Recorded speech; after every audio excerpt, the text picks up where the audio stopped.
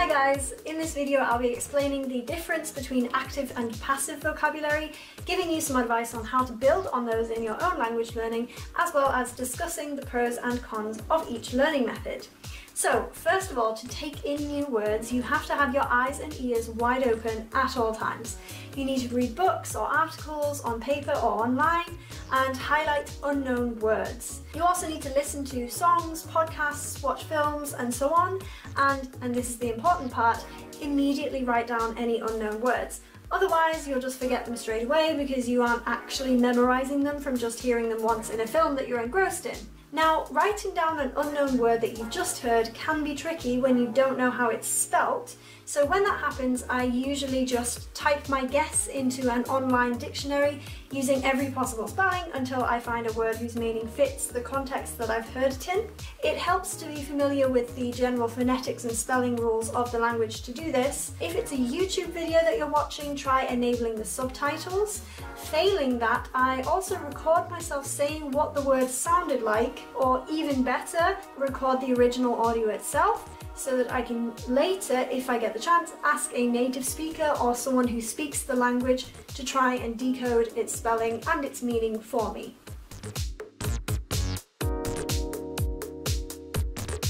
So once you've written down the new word, you first need to get it into your passive vocabulary. Your passive vocabulary is made up of all the words that you understand when reading and listening to the language. All words that you know start off in your passive vocabulary, and all words have to pass through this in order to enter the active vocabulary, which I'll explain a bit later. So what types of words should you be learning? If you're a beginner, you want to be writing down only essential day-to-day vocabulary, like the names of everyday objects, frequently used verbs, and so on. If you are advanced, you want to be learning more obscure vocabulary, idioms and expressions, formal vocabulary, and perhaps even archaic vocabulary. So to first get words into your passive vocabulary, you can do any of the following, and it's important to note here that you should repeat these exercises regularly. So you would begin by doing them every day, and then maybe only once a week, and so on, so that it stays fresh in your mind.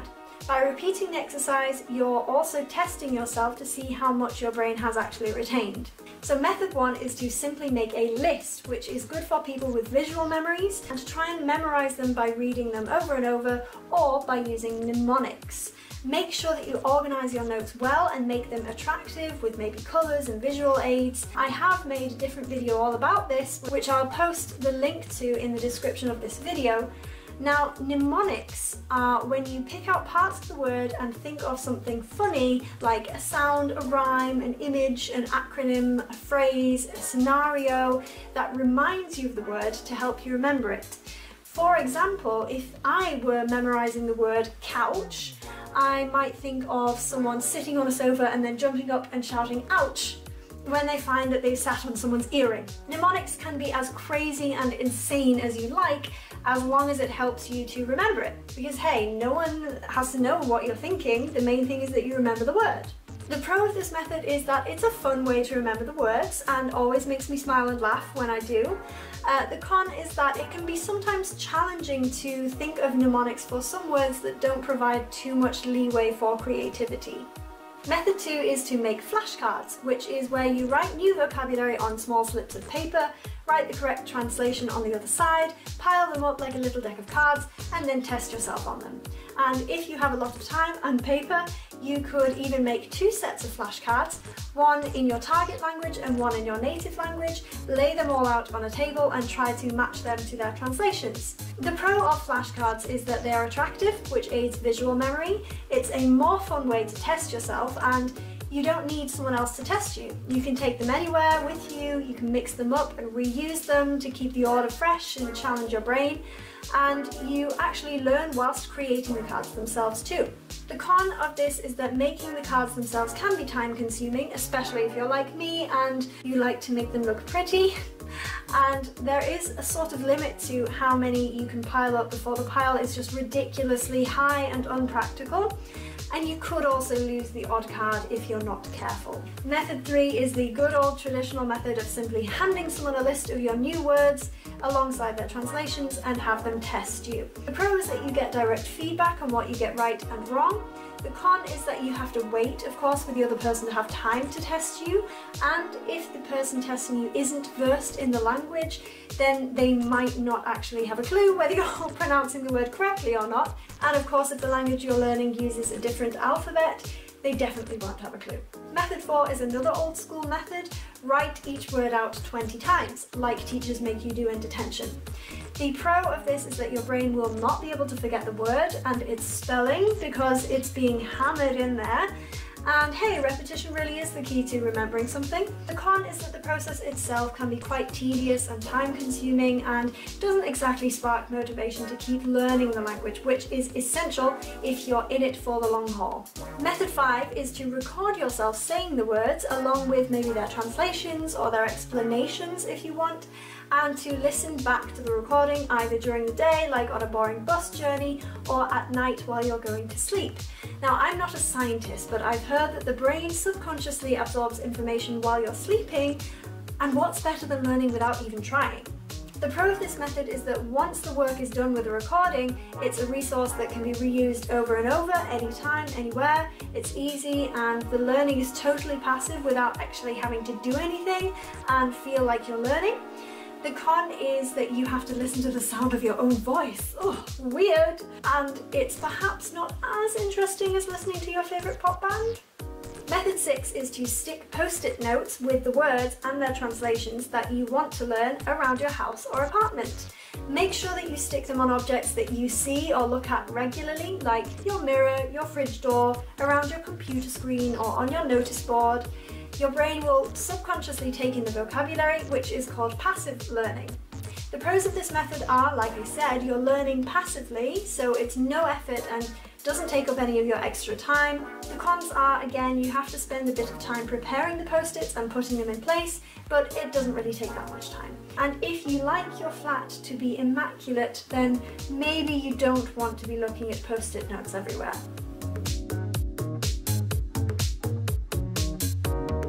You know when you're speaking in your mother tongue and forget someone's name and you're like, oh, I'll know it when I hear it. Or you're talking and you say like, oh, where am I, oh, what's the word?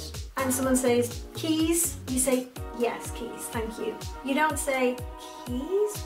Sorry, what are keys? Right? Because you know the word already, you already have it in your passive vocabulary. The problem in that moment of, what do you call it? Is momentarily not being able to locate the word in your active vocabulary. I constantly get students saying to me, I can understand way more than I can say. And that's why. With all people, no matter who you are or how advanced you are, everyone's passive vocabulary is bigger than their active vocabulary. Therefore, the challenge is moving your passive vocabulary into your active vocabulary. So here are some ideas on how to make that transition. I was told if you use a word 7 times in one day, you'll never forget it. I don't know how much science there is behind that statement, but it seems to work for me. So using a word can involve any of the following. Method 1, cunningly slipping it into conversation.